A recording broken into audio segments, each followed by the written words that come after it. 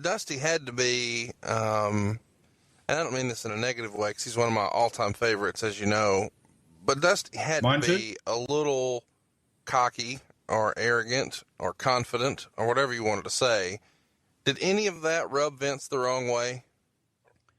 At times it might have rubbed people the wrong way, but you know what? Vince rubs people the wrong way sometimes for the same reasons. And, you know, you can be cocky and arrogant if you can back it up. Right. And Dream could back it up. You know, Dream had done all those things. Dream was the man, you know.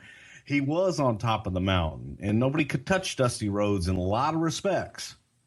So him walking in with the chip on his shoulder, it was warranted, but I think there were a lot of guys that maybe had worked for Dusty in the past that might have felt that they were treated unfairly, that looked at him like, oh, we're going to humble him, which, you know, there was a little, he wasn't welcomed with open arms in the locker room right away. So normally I would say, without naming names, but screw that, name some names. Who would he have not been comfortable with? Probably guys who he used to work with and Jim Crockett. Yeah. Essentially guys were like who a Jake worked Roberts. for him before. Jake worked with him. Jake worked with him in Georgia. Would Jake have had a problem? Would Ted DiBiase have had a problem? I think that it was more of, again, it goes back to that rumor and innuendo type thing. Right. And guys that had worked with him, maybe they felt they should have gotten a better payoff on this night or what have you. And this guy's going around in jets and mink coats and limousines and dropping all this money everywhere. There might have been a little jealousy there, but it was just a general overall feeling. Guys that had never met Dusty before had a preconceived notion of what he was. Preconceived notion. I see. And, you know, when you get to know Dusty, he's one of the sweetest human beings you will ever have had the pleasure to have known and experienced. It takes a little while for him to open up and do that. And let somebody in.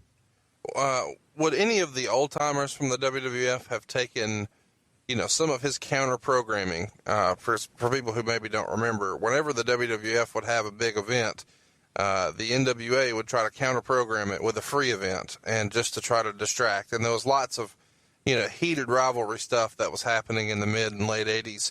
Would any of the old timers, like a Gorilla Monsoon, I don't mean to specifically name him, but, you know, Alanza or whoever's there at the time, had some sort of mixed emotions about Dusty being there?